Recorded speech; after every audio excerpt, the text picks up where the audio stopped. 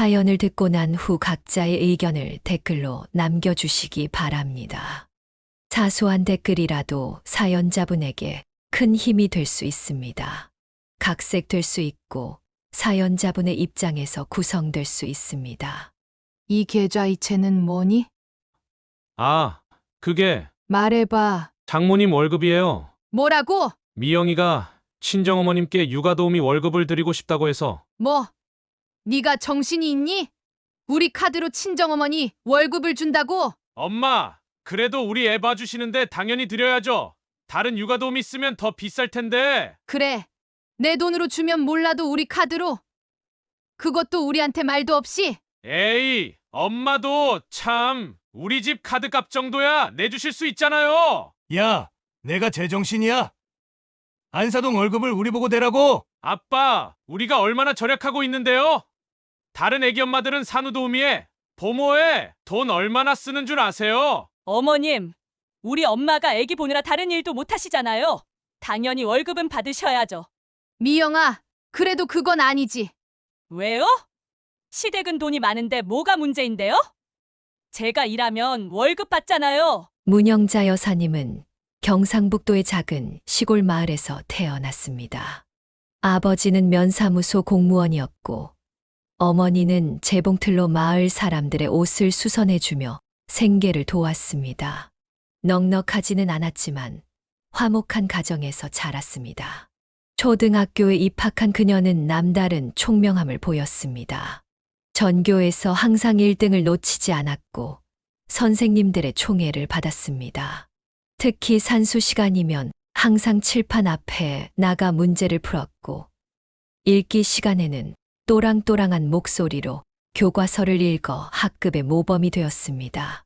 당시는 여자아이들의 교육을 중요하게 여기지 않던 시절이었습니다. 마을에서는 딸 자식이 글을 많이 배우면 시집가기 힘들다며 수군거렸고 친척들도 여자가 공부해봐야 소용없다며 만류했습니다. 하지만 그녀의 아버지는 달랐습니다. 딸이라도 공부를 시켜야 한다며 주변의 반대를 무릅쓰고 그녀를 대구로 유학 보냈습니다. 이모 집에 머물며 중학교를 다니던 시절 그녀는 더욱 열심히 공부했습니다. 낮에는 학교에서 공부하고 밤에는 이모의 아이들을 돌보며 은혜를 갚았습니다. 주말이면 시장에서 이모의 장사를 도왔고 틈틈이 집안일도 거들었습니다. 이런 고된 생활 속에서도 그녀는 항상 우수한 성적을 유지했고 선생님들은 그녀를 보며 앞으로가 기대된다며 칭찬을 아끼지 않았습니다. 고등학교에 진학해서도 그녀의 성적은 늘 상위권이었습니다. 대학 진학을 꿈꾸며 밤늦게까지 공부했고 장학금을 받아 이모와 부모님의 부담을 덜어주었습니다. 하지만 3학년이 되던 해 갑작스러운 비보가 들려왔습니다. 아버지가 중병에 걸려 수술을 받아야 한다는 소식이었습니다. 집안의 형편은 급격히 기울었고 그녀는 대학 진학의 꿈을 접어야 했습니다. 은행에 취직한 그녀는 월급의 대부분을 집으로 보냈습니다. 아버지의 병원비와 두 동생의 학비를 위해서였습니다. 19살의 어린 나이였지만 그녀는 가장의 역할을 묵묵히 해냈습니다. 은행 창구에서 일하며 그녀는 돈의 중요성을 뼈저리게 깨달았습니다. 통장 잔고가 부족해 발을 동동 구르는 노인들, 학자금 대출을 신청하러 오는 대학생들, 사업 실패로 한숨 짓는 중년의 남자들을 보며 그녀는 돈이 인생에서 얼마나 중요한지를 배웠습니다. 밤늦게까지 야근을 하고 휴일에도 추가 근무를 자청했습니다. 그녀의 성실함은 지점장의 눈에도 띄었고 빠른 승진으로 이어졌습니다. 하지만 그녀의 검소한 생활은 변함이 없었습니다. 점심은 늘 도시락을 싸왔고 옷도 몇 년씩 고쳐 입었습니다. 25이 되던 해 작은 광고 회사를 운영하던 남자가 은행에 자주 들르기 시작했습니다. 성실하고 단정한 그녀의 모습에 반한 그는 적극적으로 구애했고 결혼 후에도 그녀의 검소함과 성실함은 남편의 사업이 번창하는데 큰 힘이 되었습니다. 어려운 시절을 겪어왔기에 그녀는 자신의 자녀들만큼은 풍족하게 키우고 싶었습니다. 문영자 여사님은 남편의 성공적인 사업으로 풍족한 생활을 누렸습니다. 서울 고급 아파트에서 살면서 자녀들을 최고의 환경에서 키웠고 매년 2번씩 온 가족이 함께 해외여행을 다녔습니다. 아들과 딸은 어릴 때부터 영어 유치원을 다녔고 최고의 사립학교를 졸업했습니다. 여보, 애들 방학 때 이번엔 어디로 갈까? 하와이는 어때? 좋지, 애들도 좋아할 거야. 이번엔 좀 길게 가자. 그녀는 남편의 따뜻한 말투에 미소를 지었습니다. 결혼 생활 내내 남편은 한결같이 다정했고 가족을 위해 열심히 일했습니다. 20대 후반에 결혼해서 35년 넘게 함께한 세월, 그동안 힘든 시기도 있었지만 지금은 모든 것이 안정적이었습니다. 주변 친구들의 부러운 시선을 받을 때마다 그녀는 겸손하게 처신했습니다. 넉넉한 살림에 자부심을 가지면서도 결코 허세를 부리지 않았고 오히려 더 검소한 생활을 실천했습니다. 두 자녀는 모두 우수한 성적으로 대학교를 졸업했고 그녀의 마음은 더할 나위 없이 뿌듯했습니다. 아들은 경영학과를, 딸은 약대를 나왔습니다. 돈으로 살 수 없는 것들도 많다는 걸 알았지만 적어도 경제적인 걱정 없이 자녀들을 뒷바라지할 수 있었습니다. 당신, 우리가 이렇게 잘 살 수 있는 건 다 당신 덕분이야. 무슨 소리야. 당신이 집안을 이렇게 잘 꾸려줘서지. 나는 밖에서 일하는 것뿐이야. 저녁이면 가족들이 모여 식사를 하며 하루 일과를 나누었고 주말이면 함께 영화를 보거나 드라이브를 다녔습니다. 명절이면 시댁과 친정을 오가며 가족의 정을 나누었고 생일이면 온 가족이 모여 축하를 했습니다. 한 가지 걱정이 있다면 아직 취직을 못한 아들이 걱정되었습니다. 우리 아들, 너무 조급해하지 마. 좋은데 취직할 수 있을 거야. 그녀는 이런 일상이 영원히 지속되기를 바랐습니다. 남편의 사업은 날로 번창했고 자녀들은 각자의 꿈을 위해 노력하고 있었습니다. 주변에서는 그들을 부러워했고 그녀 역시 자신의 삶에 감사했습니다. 평화롭고 안정적인 나날들이 계속될 것만 같았던 그때 그녀는 인생의 큰 전환점을 맞이하게 될 줄은 상상도 못했습니다. 대학교를 졸업한 아들의 취업난이 길어지면서 그녀의 마음은 점점 무거워졌습니다. 대학 시절 내내 아들은 그 흔한 아르바이트 한 번 하지 않고 오직 공부에만 매진했습니다. 부모의 전폭적인 지원 덕분이었지만 이제는 그것이 오히려 독이 되는 것 같았습니다. 엄마, 오늘 진우한테 연락 왔어. 삼성 최종 합격했대. 그래? 진우는 잘 됐구나. 난 이제 어떡하지? 벌써 서류만 50번은 넘게 떨어진 것 같아. 그녀는 아들의 축 처진 어깨를 바라보며 마음이 아팠습니다. 취업 준비 생활이 2년째 접어들면서 아들의 자존감은 바닥을 쳤고 집에서 나가기를 꺼려했습니다.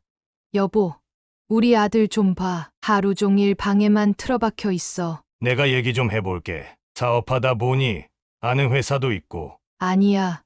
그래도 자기 실력으로 취직하게 해줘. 매달 200만 원씩 생활비를 지원하면서도 그녀는 마음이 편치 않았습니다. 주변 친구들의 자녀들은 하나둘 취업에 성공했고 심지어 해외 유학까지 다녀오는 아이들도 있었습니다. 친구들과의 모임에서도 그녀는 아들 얘기가 나올 때마다 괜히 움츠러들었습니다.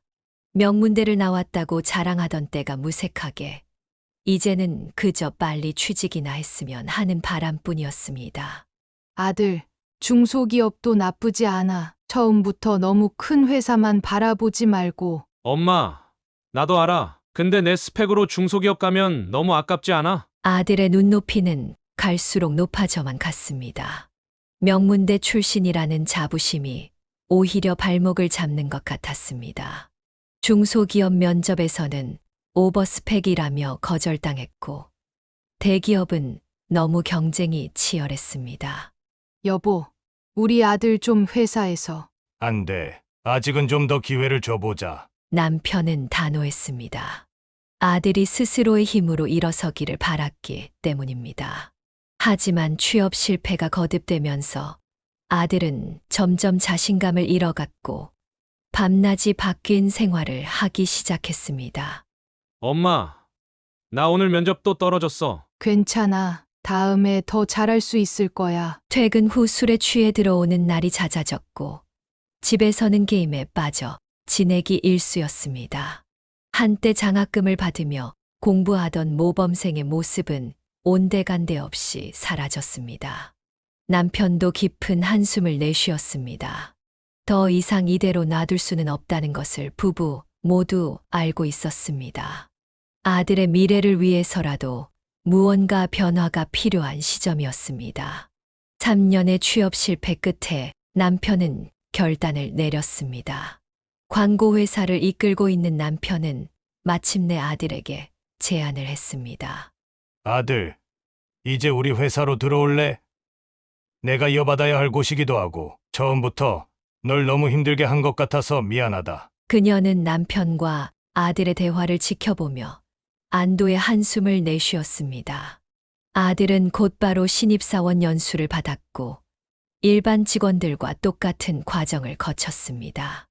여보, 회사에서 애가 어때? 의외로 잘하더라. 광고 기획안도 참신하고 직원들하고도 잘 어울리고. 보통의 신입사원 초봉이 2,800만 원 정도인데 반해 아들은 5천만 원이라는 파격적인 연봉을 받게 되었습니다. 그녀는 이런 특혜가 문제가 되지 않을까 걱정했지만 남편은 괜찮다며 그녀를 안심시켰습니다. 엄마, 제가 이번에 기획한 광고가 선정됐어요. 우리 아들 정말 대단하다. 역시 아빠 회사에 가길 잘했어. 회사에 들어간 지 6개월, 아들의 얼굴에는 생기가 돌았고 자신감도 되찾았습니다. 매일 아침 정장을 차려입고 출근하는 모습을 보며 그녀는 뿌듯함을 감출 수 없었습니다. 친구들과의 모임에서도 당당하게 아들 자랑을 할 수 있게 되었습니다. 취업난에 시달리던 시절이 마치 악몽처럼 느껴졌습니다. 여보, 우리 아들 진급 좀 빠르게 시켜줘야 하는 거 아닐까? 당신도 참 너무 서두르지 마. 다른 직원들 눈도 있고. 하지만 남편은 아들에 대해서만큼은 엄격했습니다. 가업을 이어받을 사람으로서 기본기를 철저히 닦아야 한다고 생각했기 때문입니다. 부장님, 이번 프로젝트는 제가 맡아보면 안 될까요? 좋아, 한번 내 실력을 보여줘봐. 직원들 사이에서도 아들은 점차 인정받기 시작했습니다. 늦은 밤까지 회사에 남아 일하는 모습을 보며 그녀는 가끔 마음이 짠했습니다. 아들, 너무 무리하지 마. 밥은 제때 먹고. 엄마, 걱정 마세요. 전 이제 완전 적응했어요. 1년이 지나자 아들은 팀장으로 승진했고 연봉도 인상되었습니다. 이제는 어엿한 광고 기획자로서 자신만의 영역을 구축해 나가고 있었습니다. 여보, 이제 아들 장가도 보내야 하지 않을까? 그래, 이제 제법 안정도 됐고 좋은 며느리 얻었으면 좋겠네. 아들의 회사 생활이 안정을 찾아갈 무렵 딸이 결혼 소식을 전해왔습니다. 약대를 졸업하고 약사로 일하던 딸은 약제과의 남자와 인연이 닿았습니다. 엄마, 저 만나는 사람이 생겼어요. 그래? 어떤 사람인데? 같이 일하는 약사 선생님이에요. 정말 착하고 성실하신 분이에요. 그녀는 딸의 상기된 얼굴을 보며 미소 지었습니다.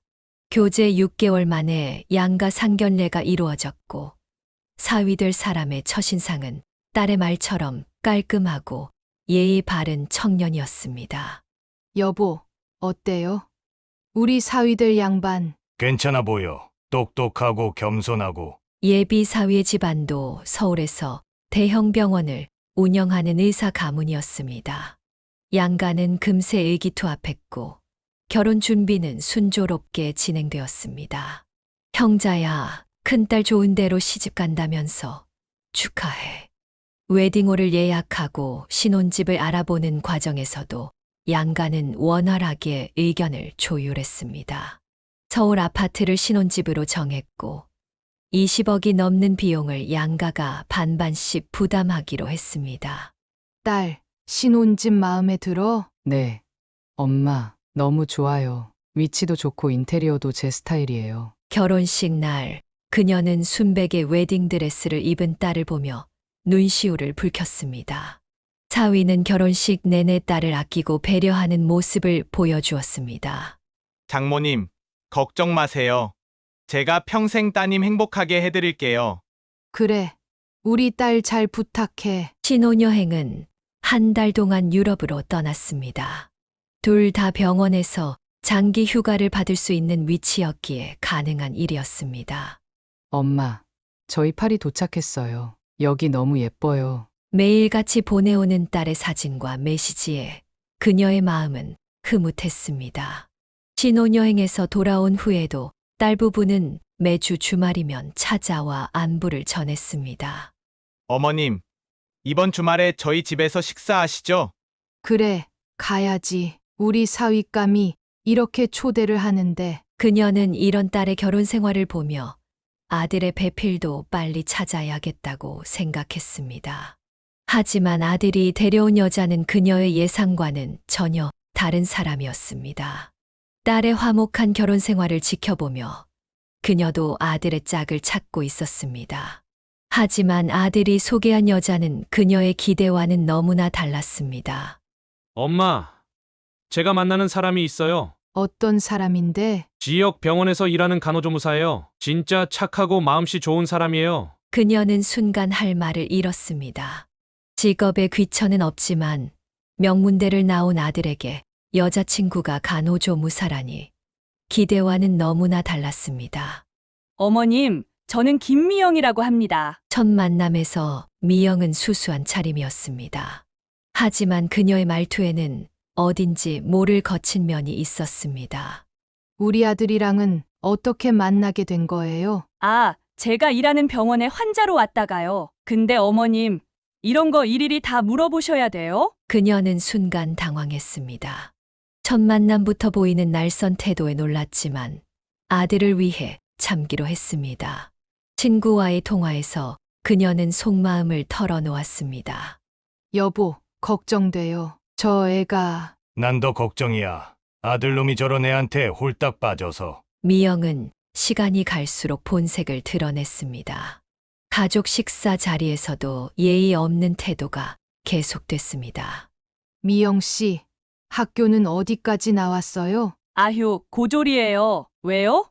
고졸이라고 무시하시게요? 아니, 그게 아니라. 됐어요. 어차피 돈 많은 시댁은 저 같은 거 마음에 안 들죠? 그녀는 속으로 한숨을 쉬었습니다. 하지만 아들이 좋아한다는 이유 하나로 참고 또 참았습니다. 엄마, 미영이 그래도 마음은 착해요. 겉모습만 좀 그렇죠. 그래, 내가 좋다면 됐다. 결혼 준비 과정에서도 미영의 태도는 변함이 없었습니다. 어머님, 신혼집은 강남으로 얻어주실 거죠? 저희 병원 동료들도 다 강남 산다던데. 미영아, 그런 말을 어떻게. 뭐예요? 왜요? 어머님, 아버님 돈 많으시지 않으세요? 결혼식을 앞두고 걱정은 더욱 커져갔습니다. 돈 한 푼 없이 들어오는 것은 상관없었지만 이런 며느리의 태도는 앞으로가 더 걱정됐습니다. 여보, 우리 아들 이대로 보내도 될까요? 며느리의 태도가 날로 걱정되던 차에 청천벽력 같은 소식이 들려왔습니다. 교제 6개월 만에 아들이 떨리는 목소리로 전화를 했습니다. 엄마, 저기 미영이가 임신했어요. 뭐라고? 그녀는 순간 다리에 힘이 빠졌습니다. 결혼도 하기 전에 무슨 소리냐고 따지고 싶었지만 이미 엎질러진 물이었습니다. 여보, 큰일 났어요. 애들이. 뭐? 혼전 임신이라고? 그 여자가 일부러 그랬을 수도 있어. 남편은 분노했지만 이미 상황은 돌이킬 수 없었습니다. 급하게 양가 부모가 만났습니다. 죄송합니다, 어머님. 제가 다 잘못했어요. 안사도는 고개를 숙였지만 미영은 당당했습니다. 엄마 나 혼자 잘못한 것도 아니고 뭐가 그렇게 죄송해. 미영아, 그게 무슨 말이야? 친정어머니가 말렸지만 미영은 태연했습니다. 어머님, 결혼식은 크게 해주실 거죠? 제 친구들 다 부르고 싶은데. 뭐, 지금 그런 말을 할 때야? 그녀는 속이 부글부글 끓었지만 참았습니다. 이제는 뱃속에 아이까지 있었기 때문입니다. 미영은 자신의 요구사항을 당당하게 말했습니다. 급하게 예식장을 잡고 청첩장을 돌렸습니다. 결혼식 날, 미영은 웨딩드레스 속 살짝 나온 배를 감추려 했으며 당당하게 입장했습니다. 어머님, 이제 제가 이 집의 며느리예요. 앞으로 잘 부탁드려요. 그녀는 며느리의 당당한 태도에 기가 막혔습니다. 결혼식이 끝나자마자 미영은 폭탄 선언을 했습니다. 어머님, 저 아이 때문에 이제 일 그만두고 안정을 취하려고요? 제가 일하면 얼마나 벌겠어요? 남편은 분노했지만 이미 모든 게 엎질러진 물이었습니다. 이제 와서 무슨 수가 있겠어. 그냥 받아들여야지. 그녀는 아들 부부의 안정적인 신혼생활을 위해 경기도에 10억 상당 아파트를 선물했습니다. 결혼 비용 전액과 축의금까지 모두 지원했고 남편은 아들의 월급도 대폭 인상해 주었습니다. 엄마, 정말 감사합니다. 이런 좋은 집까지 마련해 주시고. 그래, 너희 잘 살면 되는 거야. 신혼집은 깔끔한 아파트였습니다. 미영은 처음으로 진심 어린 감사의 마음을 보였습니다. 어머님, 이렇게 좋은 집을 마련해 주시다니 제가 진짜 잘 살게요. 새 집의 인테리어는 미영의 취향대로 꾸며주었습니다. 살림살이 하나하나 고급으로 맞추어 주자 며느리의 얼굴에는 웃음이 가득했습니다. 여보, 우리 이렇게 좋은 집에서 살게 될 줄 몰랐어. 그러게, 부모님께 정말 감사드려야지. 결혼식 축의금도 모두 며느리에게 맡겼습니다. 아들, 이제 와이프랑 맛있는 것도 사 먹고 잘 지내. 네, 아버지 정말 감사합니다. 신혼집 근처에는 백화점과 마트가 있어 생활하기 편했고 공원도 가까워 산책하기 좋았습니다. 미영은 임신 중에도 매일 가벼운 운동을 하며 건강 관리에 신경 썼습니다. 어머님, 오늘은 제가 반찬 좀 만들어 봤어요. 한번 드셔보세요. 어머, 이런 걸 다 했어? 솜씨가 꽤 있네. 처음으로 미영이 만든 반찬을 맛본 그녀는 놀랐습니다. 은근히 요리 솜씨가 있었던 것입니다. 여보, 우리 며느리가 이제 좀 달라진 것 같아요. 그래. 나도 느끼고 있어. 역시 사람은 믿어줘야 하나 봐. 아들도 일에 더욱 열중했습니다. 매일 아침 일찍 출근하고 늦게 퇴근하면서도 힘든 내색 하나 없었습니다. 아빠, 이번 프로젝트도 제가 성공적으로 마무리했어요. 그래. 우리 아들 잘하고 있네. 회사에서도 인정받기 시작했고 광고업계에서도 이름을 알리기 시작했습니다. 어머님, 저희 신혼집 들어와 보실래요? 이제 좀 자리 잡았거든요. 그래, 가보자. 신혼집을 방문했을 때 깔끔하게 정돈된 집안 분위기에 그녀도 흐뭇했습니다. 며느리가 나름대로 살림을 꾸려가는 모습이 보기 좋았습니다. 엄마, 미영이가 요즘 임신 중인데도 집안일도 잘하고 저한테도 잘해요. 다행이구나. 너희 잘 사는 게 엄마는 그게 제일 좋아. 하지만 이런 평화로운 나날도 잠시 첫 명절이 다가오면서 새로운 갈등이 시작되려 하고 있었습니다. 그때까지만 해도 그녀는 앞으로 벌어질 일들을 전혀 예상하지 못했습니다. 설날이 다가오자 그녀는 며느리에게 조심스레 명절 준비를 언급했습니다. 미영아, 이번 설날에는 우리 집에서 다 같이 모여서. 어머님, 죄송한데 저 이번에 못 갈 것 같아요. 입덧이 너무 심해서요. 아니, 그래도 첫 명절인데. 저 진짜 힘들어요. 친정엄마가 보살펴 주시는 게 편할 것 같아서요. 첫 명절부터 이러면 앞으로는 어쩌나 싶었습니다. 여보, 미영이가 많이 아픈가 봐요. 이해해줘요. 아들아, 그래도 첫 명절인데 어떻게 안 오니? 설날 아침 아들은 혼자 세배를 하러 왔습니다. 아들, 미영이는 좀 괜찮아? 네, 친정에서 푹 쉬고 있대요. 그런데 그날 오후 그녀는 우연히 프로필 사진을 보다가 깜짝 놀랐습니다. 여보, 이거 봐요.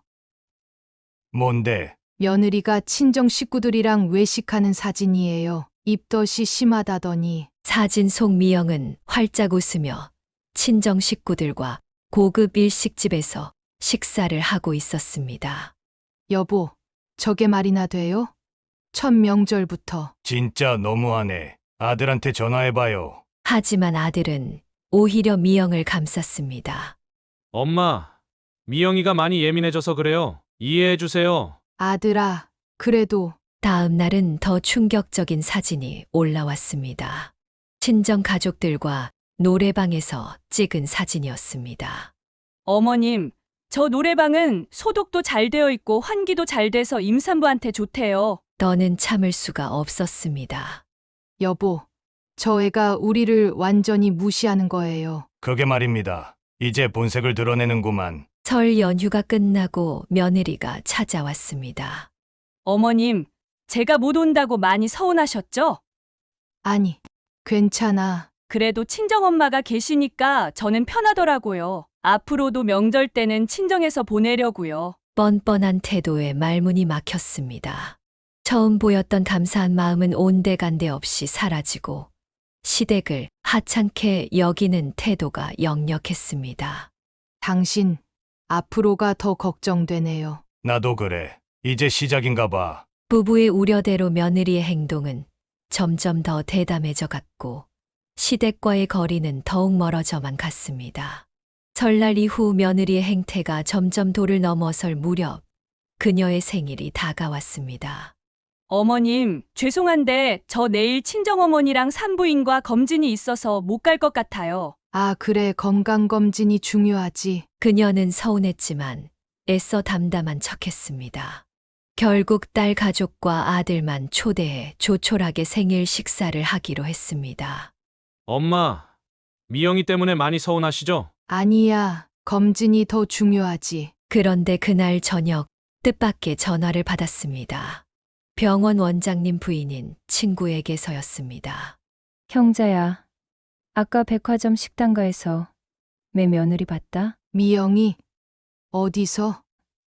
그래, 친정 식구들이랑 한 10명은 됐을까? 생일 파티하는 것 같더라고. 손에서 전화기가 떨어질 뻔했습니다. 왜 그래요? 며느리가 검진 간다더니 친정 식구들이랑 백화점에서 파티를 했대요. 남편의 얼굴이 굳어졌습니다. 더 놀라운 건 말이야. 친구가 다시 전화해 왔습니다.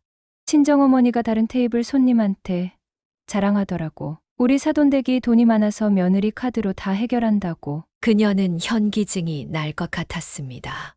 엄마, 죄송해요. 제가 미영이한테 따졌는데 뭐라고 하던? 산부인과는 다음 주 예약이었대요. 친정어머니가 갑자기 생일이라고 해서. 말문이 막혔습니다. 시어머니 생일도 제쳐두고 친정 모임을 가진 며느리의 태도에 그리고 그것을 눈감아준 아들의 우유부단함에 분노가 치밀었습니다. 당신, 이제 어쩌면 좋죠? 더 지켜봐야겠어요. 아직 뱃속에 아이도 있고. 부부는 깊은 한숨을 내쉬었습니다. 이제 막 시작된 갈등의 조짐이 어디까지 이어질지 그들은 아직 알지 못했습니다. 출산 예정일이 다가오자 그녀는 설레는 마음으로 준비를 했습니다. 손주를 위해 유명 백화점에서 고급 아기 용품을 하나하나 정성스레 골랐습니다. 미영아, 이런 거 필요하지 않을까 해서. 어머님, 저희는 다 준비돼 있어요. 친정엄마가 벌써 다 사놓으셨거든요. 그녀는 또다시 상처를 받았지만 애써 미소를 지었습니다. 출산하면 산후조리원 알아봐둘까? 아니요, 전 산후조리원 안 갈 거예요. 제가 간호사 출신이라 산후조리는 잘 알아요. 친정엄마랑 집에서 할 거예요. 그래도 첫 아기라. 어머님, 제가 더 전문가예요. 친정엄마도 간호사 출신이시고. 결국 출산 당일 진통이 시작되자 미영은 친정어머니를 불렀습니다. 어머님 피곤하실 텐데 오시지 않으셔도 돼요. 저희 엄마가 계시니까. 아들이 전해주는 말에 눈물을 삼켰습니다. 여보, 우리도 가봐야. 안 돼요. 미영이가 스트레스 받는데요. 첫 손주의 탄생 순간에도 그녀는 병원 복도에서 기다려야 했습니다. 출산 소식은 친정어머니를 통해 전해 들었습니다. 아들, 이게 말이 되니? 엄마, 조금만 참아주세요. 미영이도 나중에는 마음을 열 거예요. 퇴원 후 미영은 곧바로 친정으로 향했습니다. 그녀는 매일 전화로 안부를 물었지만 대부분 지금은 좀 힘들어요. 라는 대답뿐이었습니다. 당신, 전 그래도 우리 며느리가 마음을 열 거라 믿어요. 남편의 만류에도 그녀는 일주일에 한 번씩 친정을 찾아갔습니다. 매번 정성스레 준비한 음식을 들고 갔지만 대부분 문 앞에서 돌려보내졌습니다. 어머님, 아기가 예민해서 오늘은 안 될 것 같아요. 그래, 이건 갖고 있어. 돌아오는 길, 그녀는 차 안에서 눈물을 흘렸습니다. 하지만 포기하지 않았습니다. 미영아, 산모한테 좋은 미역국인데. 이런 거 안 주셔도 되는데 다음부터는 하지 마세요. 한 달이 지나도록 손주 얼굴 한 번 제대로 보지 못했지만 그녀는 계속 마음의 문을 두드렸습니다. 언젠가는 며느리도 이 진심을 알아줄 거라 믿었기 때문입니다. 여보, 우리 며느리가 지금은 이래도 시간이 지나면 달라질 거예요. 당신 마음 잘 알지만 너무 상처받지 마요. 그녀는 포기하지 않았습니다. 손주를 위한 옷 가지며 장난감을 사 모으면서 언젠가는 함께 웃을 수 있는 날이 올 거라 믿었습니다. 아기의 100일이 다가오자 그녀는 기대에 부풀었습니다. 하지만 초대는커녕 연락조차 없었습니다. 여보, 우리 손주 100일 잔치는 어떻게 하나요? 글쎄요, 아들한테 한번 물어볼까요? 아들에게 조심스레 물어보니 충격적인 대답이 돌아왔습니다. 엄마 미영이가 친정에서 하고 싶대요. 시끄럽게 하고 싶지 않다고. 결국 100일 잔치는 친정에서만 성대하게 치렀고 그녀 부부는 잠깐 들러 축하금만 전달할 수 있었습니다. 어머님, 아기가 지금 잠들었는데 죄송해요. 그래도 잠깐만 안아보면 안 될까? 안 돼요. 깰까 봐요. 사진 보여드릴게요. 겨우 방문한 날에도 손주를 제대로 안아보지도 못하게 했습니다. 친정어머니는 아기를 안고 있으면서도 시어머니에게는 건네주지 않았습니다. 형자야, 많이 서운하지. 억울해 죽겠다. 우리 딸은 시댁 가서 시부모님한테 이렇게 잘하는데. 친구들과 만날 때마다 그녀는 속상한 마음을 털어놓았습니다. 더군다나 미영은 친정에는 한 달에 2번씩 꼬박꼬박 방문했습니다. 어머님, 이번 주말에도 친정 가야 해요. 엄마가 보고 싶다고 하시네요. 그래, 잘 다녀와. 반면 시댁 방문은 한 달에 한 번도 힘들다며 투덜거렸습니다. 어머님, 아기 데리고 다니기가 힘들어서 다음에 갈게요. 하지만 SNS에는 친정 나들이 사진이 가득했습니다. 아기와 함께 찍은 행복한 가족 사진, 외할머니가 안고 있는 사진들을 보며 그녀의 마음은 찢어질 듯 아팠습니다. 여보, 전 뭐가 그렇게 부족했나요? 당신이 부족한 게 아니에요. 설상가상으로 미영은 아기의 습관을 핑계로 시댁 방문을 더욱 기피했습니다. 어머님 집에 가면 아기가 낯설어해서 잠을 못 자요. 친정이 편하네요. 그래도 할머니도 보고. 아기한테 안 좋은 건 못해요. 어머님도 아시잖아요. 그녀는 눈물을 삼켰습니다. 손주가 자신을 낯설어 한다는 말이 가장 가슴 아팠습니다. 당신, 이제 어떡하면 좋죠? 이러다가 손주 얼굴도 못 보는 거 아닐까요? 좀 더 지켜봐요. 아직 포기하기엔. 하지만 상황은 나아질 기미가 보이지 않았습니다. 오히려 시간이 갈수록 더 심해졌고 이제는 돈 문제까지 겹치기 시작했습니다. 아기가 태어난 후 그녀는 손주 양육을 위해 아들 부부에게 카드를 건넸습니다. 아기 용품이며 분유며 많이 들 텐데 이 카드로 써라. 어머님, 감사합니다. 처음에는 분유값, 기저귀 값 정도로 시작했습니다. 그런데 점차 사용 금액이 늘어나더니 매달 300만 원까지 치솟았습니다. 여보, 이 청구서 좀 보세요. 이게 다 아기 용품 값이란 말이야? 의심이 든 그녀는 카드 내역을 자세히 살펴보았습니다. 그러다 우연히 매달 1일에 찍히는 200만 원짜리 계좌이체 내역을 발견했습니다. 이상하네. 아들한테 물어봐야겠어요. 그녀가 아들을 따로 불러 물었습니다.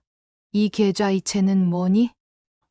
아, 그게 말해봐. 장모님 월급이에요. 뭐라고? 그녀는 귀를 의심했습니다. 미영이가 친정어머님께 육아도우미 월급을 드리고 싶다고 해서. 뭐? 네가 정신이 있니? 우리 카드로 친정어머니 월급을 준다고? 아들의 대답은 더욱 충격적이었습니다. 엄마, 그래도 우리 애 봐주시는데 당연히 드려야죠. 다른 육아도우미 쓰면 더 비쌀 텐데. 그래. 내 돈으로 주면 몰라도 우리 카드로. 그것도 우리한테 말도 없이. 에이, 엄마도 참 우리 집 카드값 정도야 내주실 수 있잖아요. 이 뻔뻔한 태도에 그녀는 말문이 막혔습니다. 여보, 당신도 이 말 좀 들어보세요. 남편도 분노했습니다.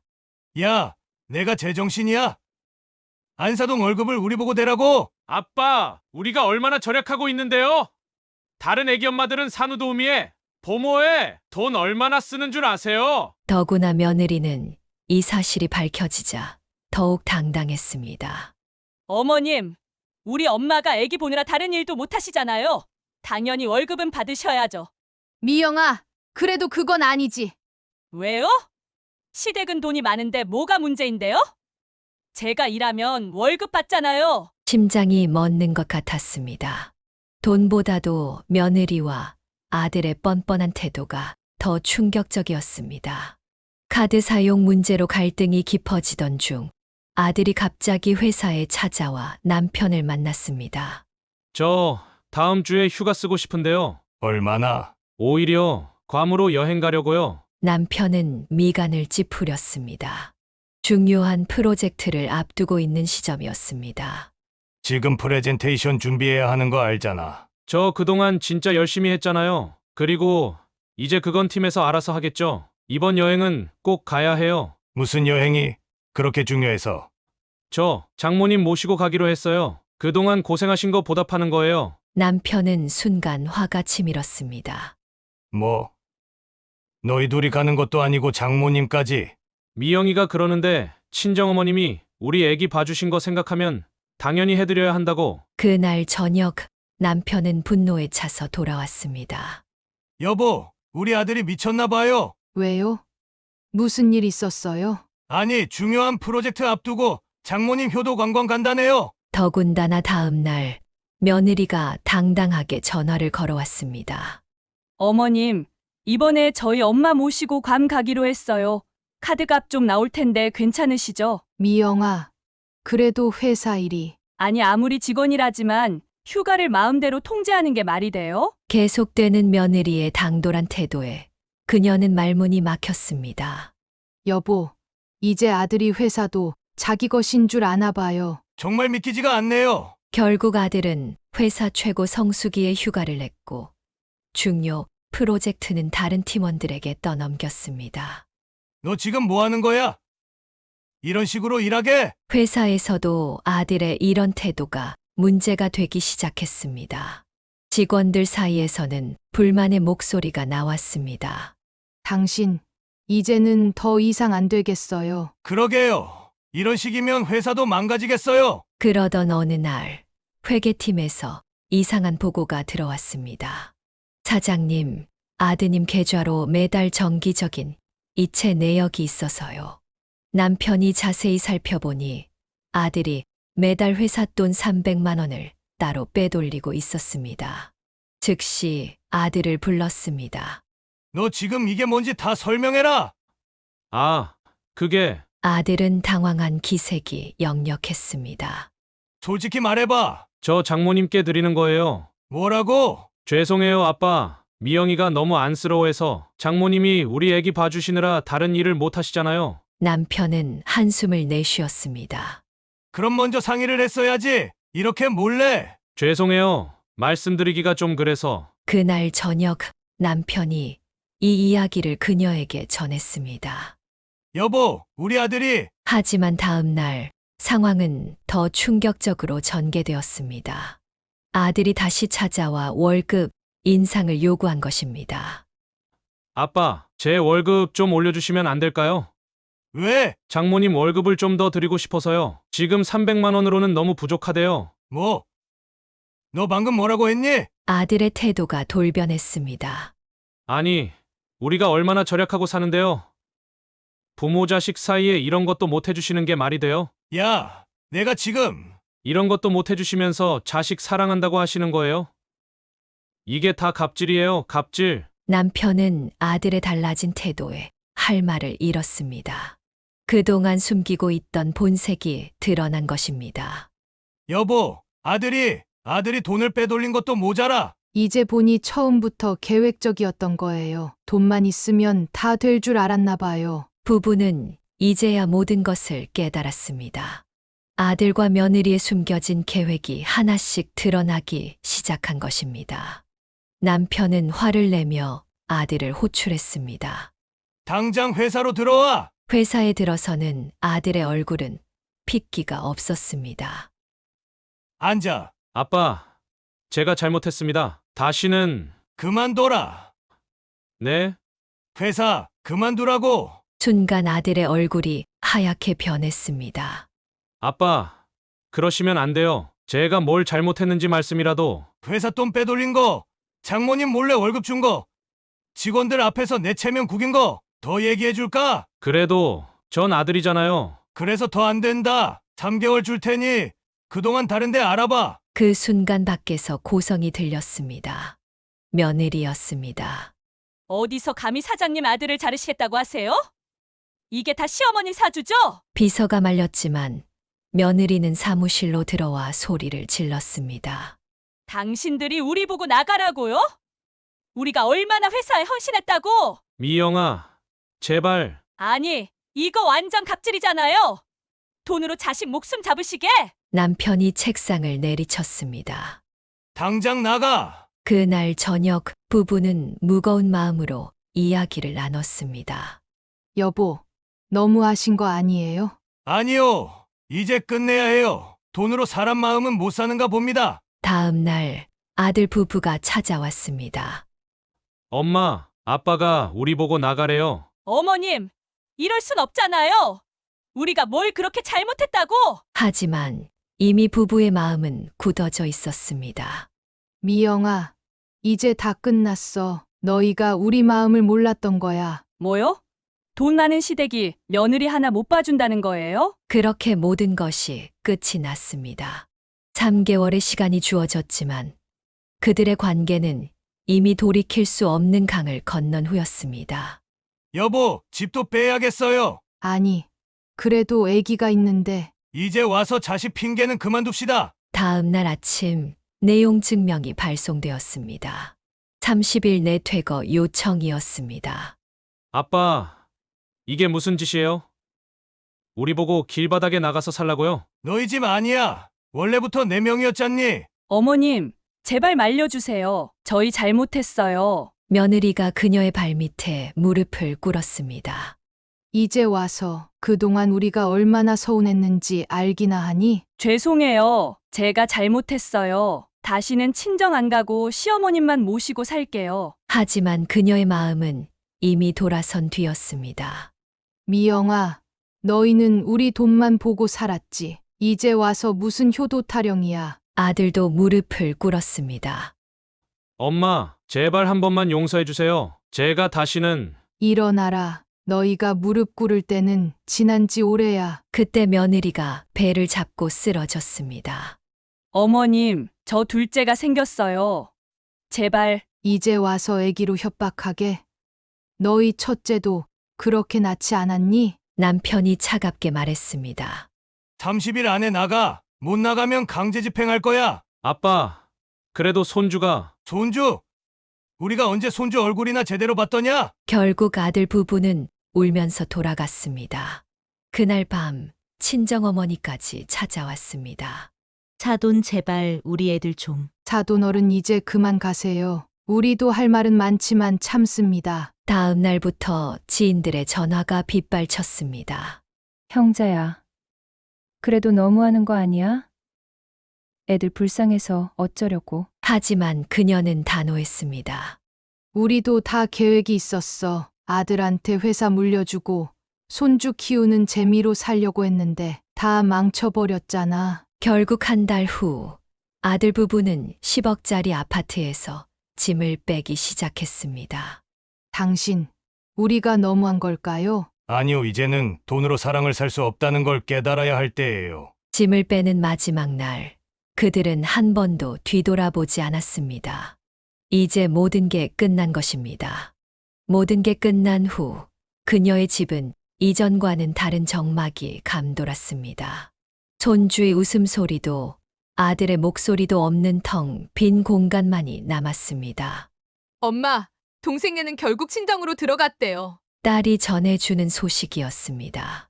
친정만 챙기더니 결국 시댁 덕은 다 받네. 10억짜리 아파트에 살면서 매달 300만 원씩 받아가고 이제 와서 무슨 눈물 받아야. 그만해라, 내 동생인데. 하지만 딸은 분노를 감추지 못했습니다.